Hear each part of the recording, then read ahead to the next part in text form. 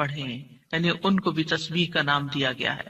اسی طرح سورۃ الطور میں اللہ تعالیٰ فرماتے ہیں، اور آپ اپنے رب کے حکم کے آنے تک صبر کیجئے، پس بے شک آپ ہماری نگاہوں کے سامنے ہیں، اور جس وقت آپ کھڑے ہوتے ہیں آپ اپنے رب کی حمد کے ساتھ تسبیح کیجئے، اور رات کو بھی اور ستاروں کے پلٹنے کے بعد بھی اس کی تسبیح کیجئے۔ یہاں بھی نبی صلی اللہ علیہ وسلم کو صبر کا حکم دیا گیا ہے کہ آپ اپنے رب کا حکم آنے تک صبر کرتے رہیں۔ فَإِنَّكَ بِأَعْيُنِنَا، آپ ہماری نگاہوں کے سامنے ہیں، آپ ہماری توجہ میں ہیں، ہماری نظروں میں ہیں، ہمارے علم میں ہیں، آپ ہماری حفاظت میں ہیں۔ یعنی عربی کے محاورے کے مطابق کوئی نگاہوں میں ہو کا مطلب یہ کہ ہم اس کی نگرانی کر رہے ہیں، حفاظت کر رہے ہیں، جیسے موسیٰ علیہ السلام کے بارے میں اللہ تعالیٰ نے فرمایا وَلِتُصْنَعَ عَلَىٰ عَيْنِي، تاکہ آپ کی پرورش میری آنکھوں کے سامنے کی جائے، یعنی میری حفاظت اور حراست کے ساتھ۔ اور وَسَبِّحْ بِحَمْدِ رَبِّكَ حِينَ تَقُومُ، اس کا معنی ہے کہ جب آپ مجلس سے اٹھیں تو تسبیح کریں، جب نیند سے اٹھیں تو تسبیح کریں، جب نماز کے لیے اٹھیں تو تسبیح کریں، اور نماز میں بھی تسبیح کریں۔ اور اسی طرح تسبیح کے دو اور معنی بھی کیے گئے ہیں کہ رکوع اور سجدوں میں تسبیح کریں، اور پھر دعائے استفتاح میں تسبیح کریں، سبحانک اللہم و بحمدک، یہاں بھی تسبیح ہے۔ تو آپ دیکھ رہے ہیں کہ ہم دن میں کتنی بار اللہ سبحانہ وتعالیٰ کی تسبیح بیان کرتے ہیں۔ وَمِنَ اللَّيْلِ فَسَبِّحْهُ، رات میں بھی تسبیح کریں، اور اس سے مراد رات کی نماز، رات کی تسبیح ہے، جیسے بیڈ پہ جاتے ہوئے تسبیحات فاطمہ نبی صلی اللہ علیہ وسلم نے حضرت فاطمہ کو سکھائی تھی تاکہ ان کی تھکاوٹ دور ہو جائے۔ نماز کے علاوہ بھی تسبیح کرتے رہنا چاہیے۔ ادبار النجوم کے بھی 3 معنی ہیں۔ ایک معنی کیا گیا ہے فجر سے پہلے کی 2 رکعتیں پڑھنا۔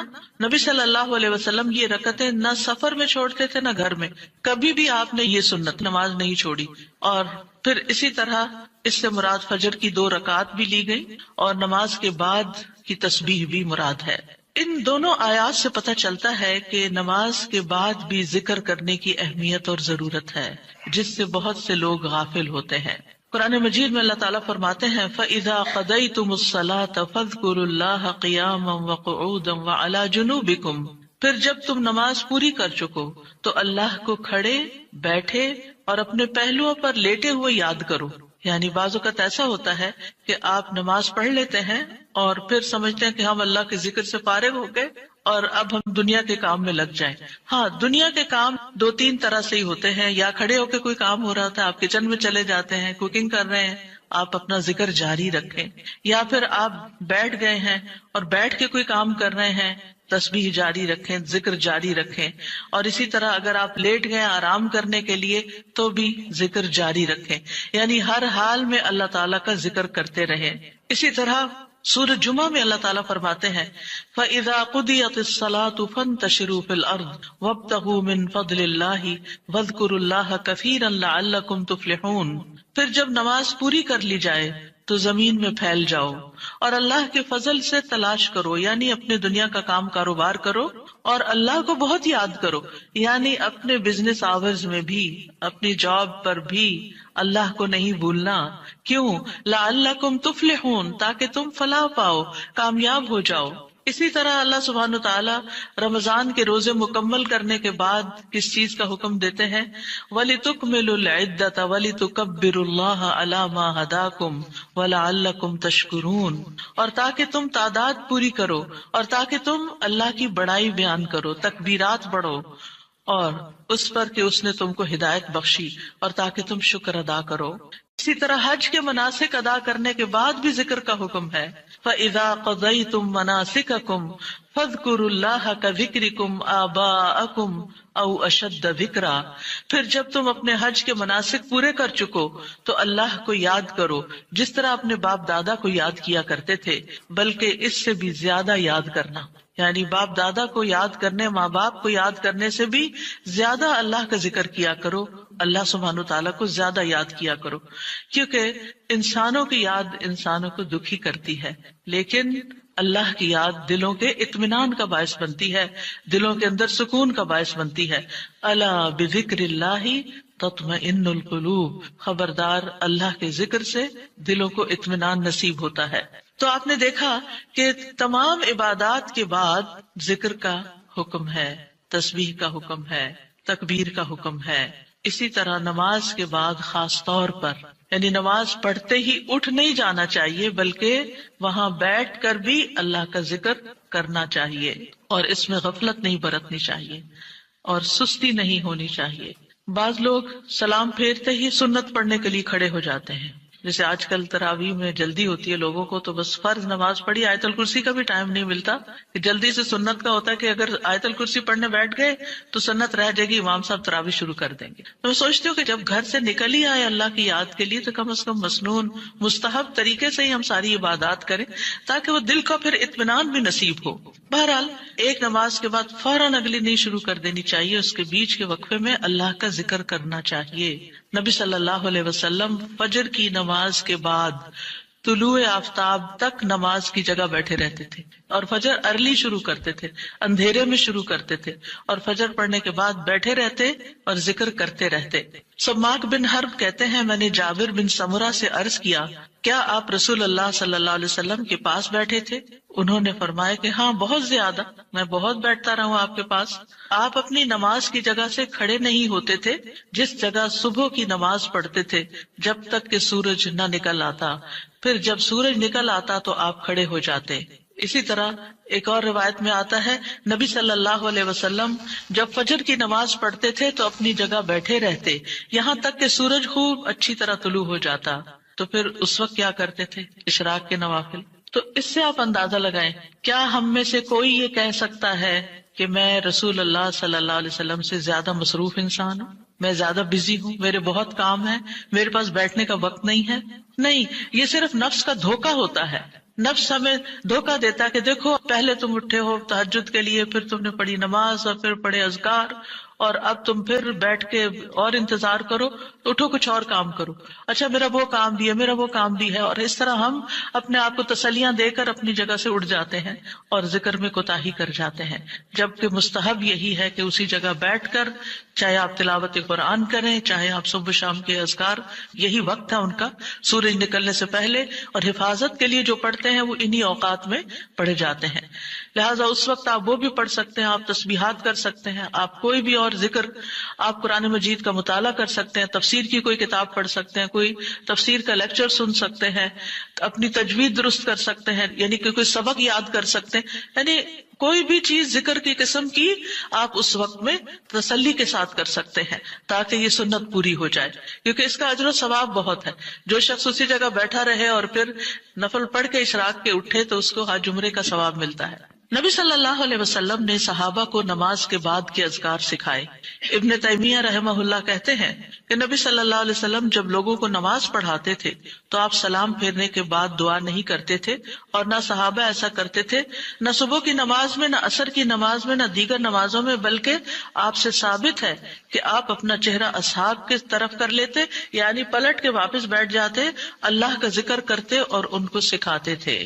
یعنی اذکار اور دعا میں تھوڑا سا فرق ہے، دعائیں زیادہ سے زیادہ سلام پھیرنے سے پہلے کر لیتے تھے، اور جو اذکار ہوتے تھے جیسے تسبیحات ہیں یا صبح شام کے اذکار ہیں یا باقی اذکار ہیں وہ بعد میں کر لیتے تھے، جیسے لا الہ الا اللہ وحدہ لا شریک لہ، اور اسی طرح دیگر اذکار جو ہیں۔ اور سلام پھیرنے کے بعد اللہ کا ذکر کرنا یعنی زیادہ مستحب ہے، اگرچہ دعا بھی کر سکتے ہیں، یعنی منع نہیں ہے۔ بعض علماء یہ کہتے ہیں کہ نبی صلی اللہ علیہ وسلم نے جو دبر الصلاۃ کا لفظ استعمال کیا نماز کے پیچھے، تو اس سے مراد نماز کے بعد بھی ہے۔ حضرت عائشہ کہتی ہیں کہ نماز کے بعد کے اذکار شیشے کو صاف کرنے کے بعد اس کو چمکانے کی طرح ہے، یعنی نماز میں آپ نے اپنی صفائی کر لی اور اب بعد کے اذکار کے جو آپ کو اور زیادہ چمکا رہے ہیں۔ نماز نور ہے، یہ دل کو صاف کر دیتی ہے، دل کو روشن کر دیتی ہے، جیسے کہ شیشے کو صاف کیا جاتا ہے، اور نماز کے بعد ذکر کرنا ایسا ہے جیسا کہ شیشے کو چمکایا جاتا ہے۔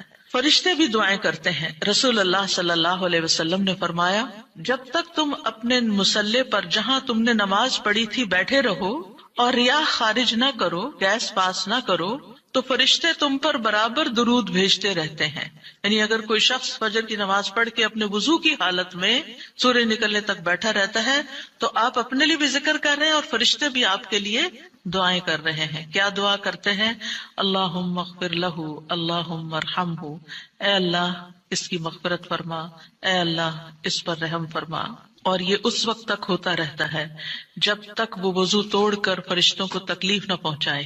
یعنی جب گیس پاس ہوتی ہے اور اس کی اسمیل سے پھر فرشتوں کو تکلیف ہوتی ہے، تو فرشتے جو ہیں وہ پیاز کی اسمیل اور لہسن کی اور جسم سے نکلنے والے، اگر پسینہ بہت آ رہا ہے اور کپڑے نہیں آپ تبدیل کرتے، رات کے کپڑوں میں اٹھ کے نماز شروع کر دیتے ہیں اور وہ اسمیلی کپڑے ہوتے ہیں، تو اس سے فرشتے آپ سے دور رہتے ہیں. اور اسی طرح اگر یعنی خوراک میں کوئی ایسی چیز ہے کہ آپ کی گیس میں بہت اسمیل ہے، تو یہ چیز بھی فرشتوں کو تکلیف دیتی ہے اگر آپ مصلی پر بیٹھے ہیں یا آپ ذکر کی حالت میں ہیں. پھر اس وقت ذکر کرنا جو ہے اولاد اسماعیل سے غلام آزاد کرنے سے افضل عمل ہے، خاص طور پر اگر ہم لا الہ الا اللہ وحدہ لا شریک لہ والی تسبیح پڑھتے ہیں.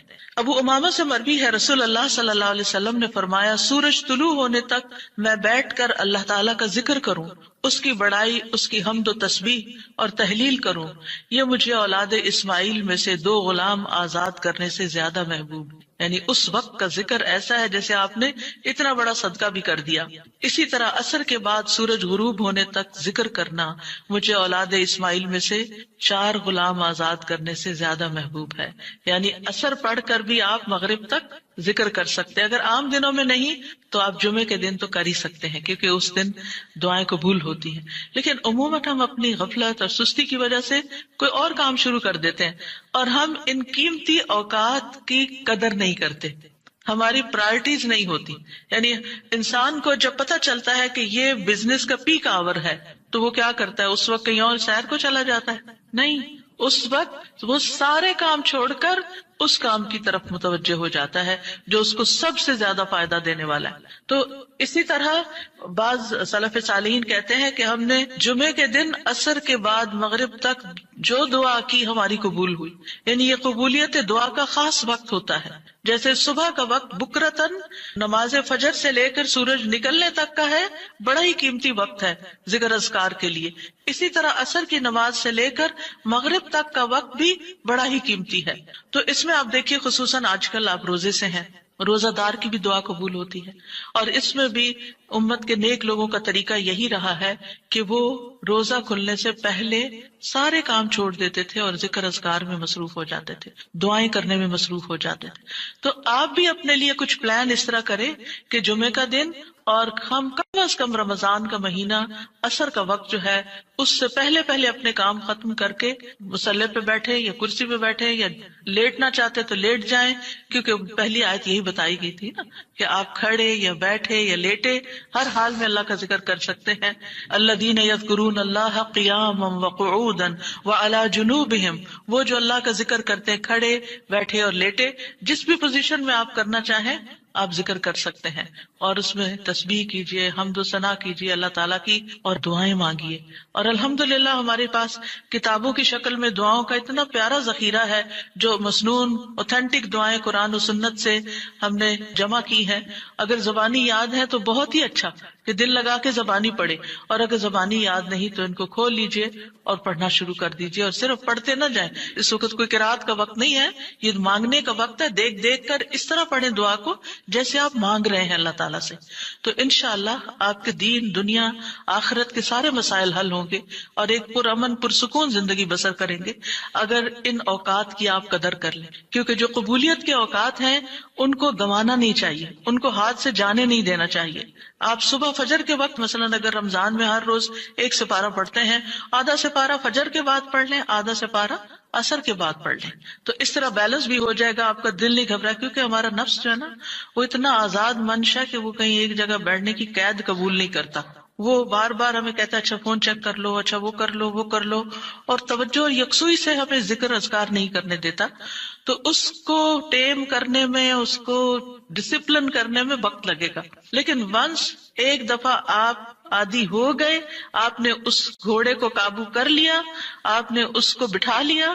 جیسے بچے کو بٹھانے میں مشکل ہوتی ہے لیکن جب بیٹھ جاتے پھر بیٹھ جاتے ہیں. تو پھر انشاءاللہ آپ دیکھیں گے کہ آپ کے لیے یہ گھڑیاں بڑی پر لذت ہو جائیں گی. آپ ان گھڑیوں کو انجوائے کریں گے. آپ کا اور زیادہ دل چاہے گا کہ کاش یہ اور لمبی ہو جائیں. اچھا روزہ کھل گیا، اوہ ابھی تو میرا یہ بھی اور یہ بھی ٹارگٹ پورا نہیں ہوا. پھر اسی طرح یہ ہے کہ رسول اللہ صلی اللہ علیہ وسلم نے فرمایا جو شخص فجر کی نماز جماعت کے ساتھ پڑھنے کے بعد بیٹھ کر اللہ کا ذکر کرتا رہے یہاں تک کہ سورج نکل آئے پھر 2 رکعتیں پڑھے، اس کے لیے 1 حج اور عمرے کا ثواب ہے. انس فرماتے ہیں پھر رسول اللہ صلی اللہ علیہ وسلم نے 3 بار فرمایا پورا پورا پورا، یعنی پورا ثواب حج عمرے کا، پورا ثواب حج عمرے کا، پورا ثواب. یعنی آپ سوچئے کہ حج عمرہ کرنا کوئی آسان کام ہے؟ مشکل کام ہے جس میں مال بھی انوالو ہے، آپ کے ایفرٹ بھی، آپ کا گھر چھوڑنا بھی، سب کچھ. لیکن اگر آپ کو ایک مصلی پہ بیٹھ کے اتنا بڑا اجر و ثواب ملتا ہے تو اور کیا چاہیے. صرف بات ہے اپنے نفس کو منانے کی، اپنے دل کو اور اپنے آپ کو ڈسپلن کرنے کی. اور ایک دفعہ آپ نے شروع کر لیا اور اگر نہیں ہو پا رہا تو اللہ سے دعا کریں کہ اللہ تعالیٰ توفیق دے دے، اللہ تعالیٰ آسان کر دے، تو انشاءاللہ آپ کے لیے آسانی بھی ہو جائے گی. پھر اسی طرح نبی صلی اللہ علیہ وسلم نے فرمایا اللہ تعالیٰ فرماتا ہے کہ میں اپنے بندے کے ساتھ ہوتا ہوں جب وہ مجھے یاد کرتا ہے اور میری یاد میں اپنے ہونٹ ہلاتا ہے. اور ایسے لوگ جو ذکر میں آگے ہوتے ہیں وہ درجات میں بھی بہت آگے ہیں، سبقت لے جانے والے ہیں، فالسابقون السابقون ہیں. رسول اللہ صلی اللہ علیہ وسلم نے فرمایا مفردون سبقت لے گئے. صحابہ نے پوچھا یا رسول اللہ مفردون کون ہوتے ہیں؟ آپ صلی اللہ علیہ وسلم نے فرمایا جو اللہ کے ذکر میں مشغول رہتے ہیں، یعنی ہر وقت ان کا دھیان اپنے رب کی طرف ہوتا ہے، کیونکہ ذکر میں دل میں بھی یاد ذکر کہلاتا ہے، زبان سے کچھ بولنا بھی ذکر ہے، اور اس کے علاوہ قرآن کی تلاوت، نماز، یہ ساری ذکر کی قسمیں ہیں. یعنی کچھ فارمل ہے، کچھ انفارمل ہے، کچھ خبر ہے یعنی جیسے تسبیحات وغیرہ ہوتی، کچھ میں دعا ہوتی ہے، طلب ہوتی ہے، اللہ تعالیٰ سے اپنی حاجت مانگتے ہیں. یہ ساری چیزیں ذکر میں شمار ہوتی ہیں. اب آ جاتے ہیں ہم نماز کے بعد کے اذکار کے متعلق، اور یہ اذکار بھی آپ کو اس کتاب میں ملیں گے. نماز کے اذکار یعنی نماز کے اندر کے ذکر بھی اور نماز کے بعد کے بھی. نماز کا سلام پھیرتے ہی نماز ختم ہو جاتی ہے، اس کے بعد سب سے پہلے کہنا چاہیے اللہ اکبر 1 بار، اور تھوڑا سا بلند آواز سے، جس سے پتہ چلے کہ نماز پڑھ لی ہے. اللہ اکبر. ابن عباس کہتے ہیں میں نبی صلی اللہ علیہ وسلم کی نماز کے مکمل ہونے کو تکبیر کی وجہ سے سمجھ جاتا تھا. یعنی مثلا کوئی نفل پڑھ رہا ہے تو آپ کو نہیں پتہ چلتا کہ پڑھ چکا یا نہیں، لیکن اگر اس نے بلند آواز سے کہہ دیا اللہ اکبر تو پتہ چل گیا کہ ہاں اس کی نماز مکمل ہو گئی ہے. کیوں اللہ اکبر کہیں؟ کہ اللہ ہر چیز سے بڑا. آپ دیکھیں ہم نے نماز کا آغاز کس سے کیا تھا؟ اللہ اکبر سے کیا تھا، اور نماز میں کئی بار ہم نے اللہ اکبر کہا، اور اب نماز کے اختتام پر بھی اللہ اکبر، رمضان کے اختتام پر بھی اللہ اکبر، یعنی اللہ کی تکبیر بیان کرنا. اللہ سبحانہ وتعالیٰ قرآن مجید میں فرماتے ہیں اتل ما اوحی الیک من الکتاب واقم الصلاۃ ان الصلاۃ تنہی عن الفحشاء والمنکر ولذکر اللہ اکبر واللہ یعلم ما تصنعون. کتاب میں سے جو آپ کی طرف وحی کیا گیا ہے اس کی تلاوت کیجیے اور نماز قائم کیجیے، بے شک نماز بے حیائی اور برائی سے روکتی ہے، اور یقیناً اللہ کا ذکر تو سب سے بڑی چیز ہے اور اللہ کو معلوم ہے جو کچھ تم کرتے ہو. تو اللہ کا ذکر سب سے بڑی چیز، اور اس ذکر میں اللہ کو سب سے بڑا قرار دینا سب سے بڑی چیز. اور نبی صلی اللہ علیہ وسلم اور پھر صحابہ کا طریقہ بھی یہی تھا کہ آپ فرض نمازوں کے بعد ذکر کرتے اور آوازیں بلند کرتے، یعنی نماز کے بعد کا ذکر جو ہے اس میں آواز اونچی ہوتی ہے. ابن عباس اس بات سے معلوم کر لیتے کہ لوگوں نے سلام پھیر لیا ہے کیونکہ وہ ان کے ذکر کی آواز سنتے تھے. یعنی مطلب یہ ہے کہ نماز کے بعد اللہ اکبر بھی اونچی آواز میں، استغفر اللہ استغفر اللہ استغفر اللہ یہ بھی ذرا اونچی آواز میں. یعنی ایک ہوتا ہے سری ذکر یعنی دل ہی دل میں پکارنا، اور ایک ہوتا ہے جاہری جس میں یہ ذکر جو نماز کے بعد ہوتا ہے اس کو تھوڑا اونچی آواز میں کرنا چاہیے. اور جس طرح وتر ختم ہونے کے بعد سبحان الملک القدوس سبحان الملک القدوس سبحان الملک القدوس ذرا اونچی آواز میں کہنا چاہیے. تو نبی صلی اللہ علیہ وسلم اس ذکر کو ہمیشہ اونچی آواز میں کرتے تھے. ٹھیک ہے، یعنی آپ کی اقتداء، آپ کی پیروی ہر معاملے میں یہ عبادت کے درجات کو بڑھا دیتی ہے. اور اس میں ہم یہ بھی دیکھتے ہیں کہ صحابہ کرام جو تھے وہ نبی صلی اللہ علیہ وسلم کی صرف سنت کو نہیں، سیرت کو بھی آگے بیان کرتے تھے کہ آپ نے کوئی کام کیا اور کس طریقے سے کیا. مثلا ذکر کیا اور کس طرح کیا، بلند آواز سے کیا یا آہستہ آواز سے کیا، بیٹھ کر کیا یا کھڑے ہو کر کیا، اور پھر آپ دیکھیے کہ نماز کے بعد اذکار جو ہیں وہ زیادہ پسندیدہ ہیں، یعنی دعاؤں کی نسبت زیادہ اذکار، ٹھیک ہے. اور پھر اسی طرح آپ دیکھیے کہ دوسرا ذکر جو آپ کریں گے وہ ہے استغفر اللہ 3 بار. استغفر اللہ استغفر اللہ. ثوبان کہتے ہیں رسول اللہ صلی اللہ علیہ وسلم جب اپنی نماز سے فارغ ہوتے تھے تو 3 مرتبہ استغفار فرماتے تھے، 3 بار استغفار کرتے. ولید کہتے ہیں میں نے اوزائی سے پوچھا آپ استغفار کس طرح فرمایا کرتے تھے؟ تو انہوں نے کہا آپ فرماتے تھے استغفر اللہ استغفر اللہ. اب نماز پڑھ لی ہے، استغفر اللہ کیوں؟ اس لیے کہ ہم تو نماز کا حق بھی ادا نہیں کرتے. ہمارا دھیان کہاں سے کہاں چلا جاتا ہے، ہم کئی دفعہ بھول جاتے ہیں، ہمیں سجدہ سہو کرنا تک یاد نہیں رہتا، ہمیں کچھ پتہ نہیں ہوتا ہم نے کون سی سورت پڑھی، کیا تلاوت کی. ہو سکتا ہے تلاوت میں کوئی غلطی کر دیں، ہو سکتا ہے کہ تسبیح کی جگہ کچھ اور پڑھ دیں بھول چوک کے. تو ہم نماز کے اندر بھی بہت کچھ غلط کرتے رہتے ہیں جانے انجانے. اور خاص طور پر جن لوگوں نے اپنی نماز کے پروننسیشن کی اصلاح نہیں کی وہ تو کچھ سے کچھ پڑھتے رہتے ہیں بعض اوقات. یعنی پروننسیشن صحیح نہ ہونا جو ہے وہ الفاظ کے مطلب کو ہی بدل دیتا ہے. اس لیے پہلی پرائرٹی میں کوئی ایسا ٹیچر ڈھونڈیے کہ جو آپ کی نماز سن کے اس کا پروننسیشن آپ کو ٹھیک کرتے. بہرحال نماز کے بعد استغفر اللہ استغفر اللہ. اور ایک اور چیز، نماز پڑھنے کے بعد انسان کو ایک فیلنگ ہوتی ہے کہ میں نے کچھ کیا ہے، لیکن جب انسان استغفر اللہ کہتا ہے تو اس میں عاجزی کا اظہار ہوتا ہے کہ اللہ تیرا حق ادا نہیں کیا، مجھے ابھی بھی گناہوں کی بخشش کی ضرورت ہے. اور آپ دیکھیے کہ یہ الفاظ نبی صلی اللہ علیہ وسلم ادا کرتے تھے جن کے اگلے پچھلے سارے گناہ معاف کر دیے گئے تھے. تو جو شخص نماز کے بعد استغفار پڑھتا ہے وہ اپنی نمازوں پر کبھی فخر غرور تکبر نہیں کر سکتا کہ میں بڑا نمازی ہوں، میں بڑا پرہیزگار ہوں، میں بڑا عبادت گزار ہوں. نہیں، وہ یہ دیکھے گا کہ میں نے حق ادا نہیں کیا، میرے سے جو کمی کوتاہی ہوئی ہے اللہ تعالیٰ اس کو معاف کر دے.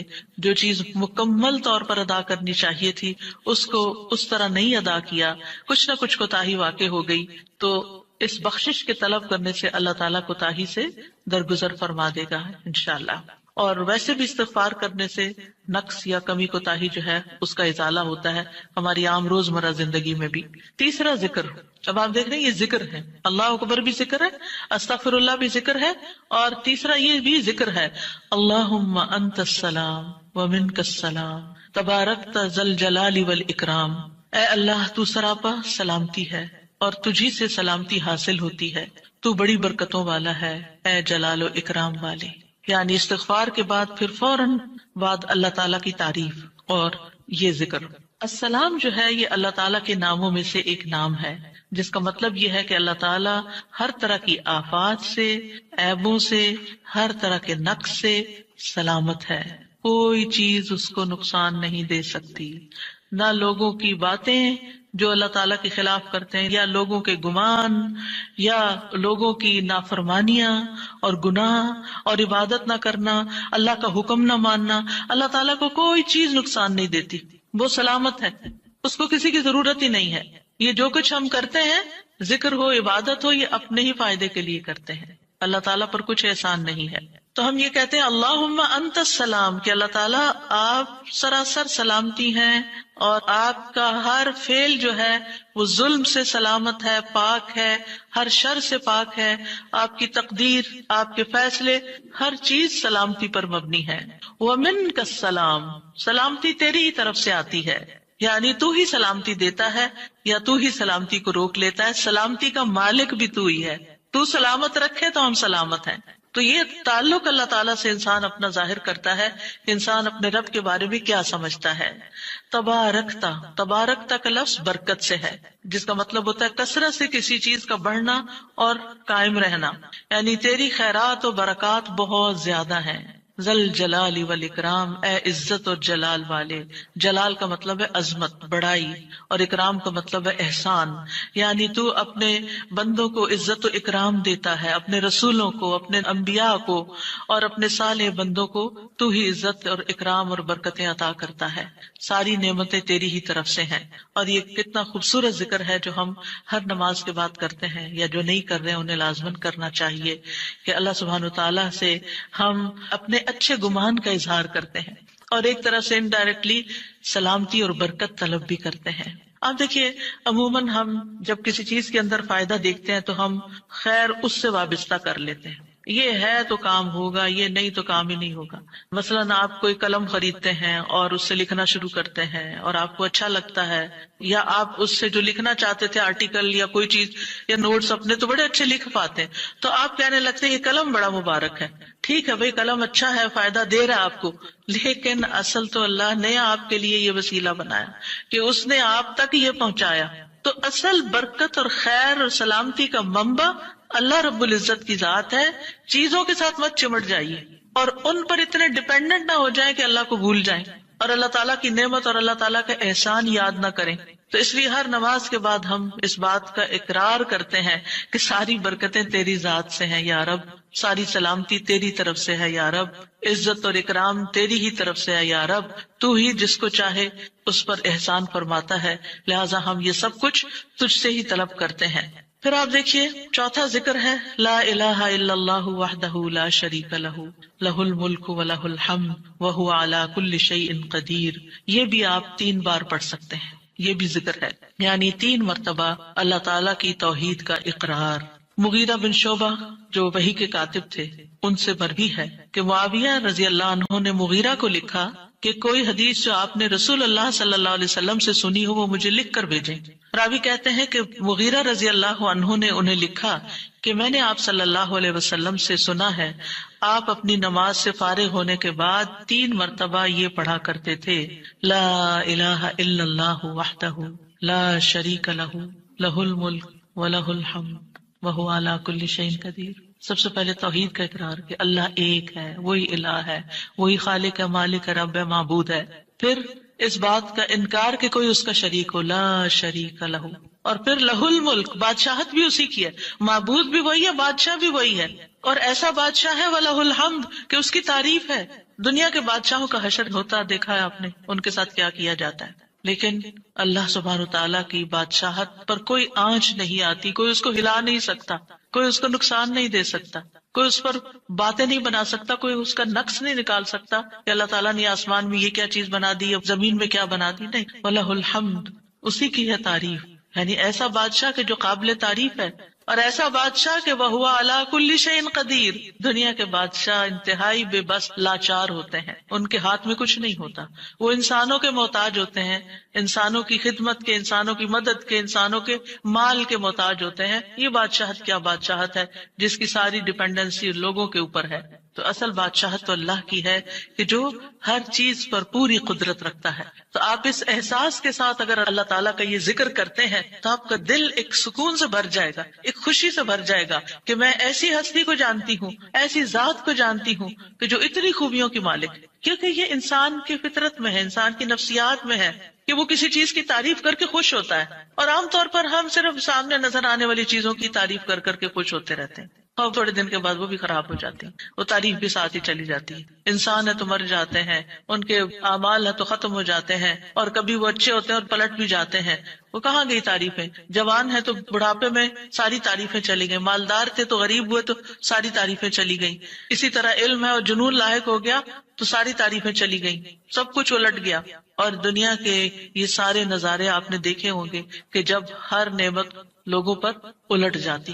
اسی لیے ہم دعا کرتے ہیں نا کہ اللہم انی اعوذ بک من زوال نعمتک، کہ اللہ نعمتوں کے زوال سے بچانا. یہ انتہائی تکلیف دہ چیز ہے، لیکن یہ ایک دنیا کا قانون ہے، یہ سب کچھ ہوتا ہے اور ہماری آنکھیں دیکھتی ہیں. لیکن اللہ سبحانہ وتعالی ان سب چیزوں سے پاک ہے، اس کو کوئی زوال نہیں اور اس کا کوئی کچھ بگاڑ نہیں سکتا، اور وہ ہر چیز پر پوری طرح قادر ہے، جو چاہے کر سکتا ہے، اور تعریف اسی کے لیے ہے. 5واں ذکر لا الہ الا اللہ وحدہ لا شریک لہ لہ الملک ولہ الحمد وہو علی کل شیء قدیر. اللہم لا مانع لما اعطیت ولا معطی لما منعت ولا ينفع ذا الجد منک الجد. اللہ کے سوا کوئی الہ نہیں، وہ اکیلا ہے، اس کا کوئی شریک نہیں، بادشاہت اسی کی ہے اور تمام تعریف اسی کے لیے ہے، اور وہ ہر چیز پر پوری طرح قدرت رکھنے والا ہے. اے اللہ، جو کچھ تو نے دیا ہے اسے کوئی روکنے والا نہیں، اور جو کچھ تو نے روک دیا اسے کوئی دینے والا نہیں، اور کسی مالدار کو تیری بارگاہ میں اس کا مال نفع نہیں پہنچا سکتا. ابتدا میں تو وہی اللہ کی توحید بیان ہوئی، اس کی بادشاہت اور اس کی حمد کا ذکر ہے اور اس کی قدرت کا ذکر ہے، اور اس کے بعد کہ جو اللہ نے دیا، جو وہ دینا چاہتا ہے اسے کوئی روک نہیں سکتا۔ یہاں بھی آپ دیکھیں، مانگ کچھ نہیں رہی، یہ ذکر ہے، یہ دعا نہیں، یہ کیا ہے؟ ذکر ہے۔ اور جو کچھ تو نے روک دیا کوئی دے ہی نہیں سکتا، اور سارے ہی مالدار فقیر ہیں، اور خاص طور پر تیرے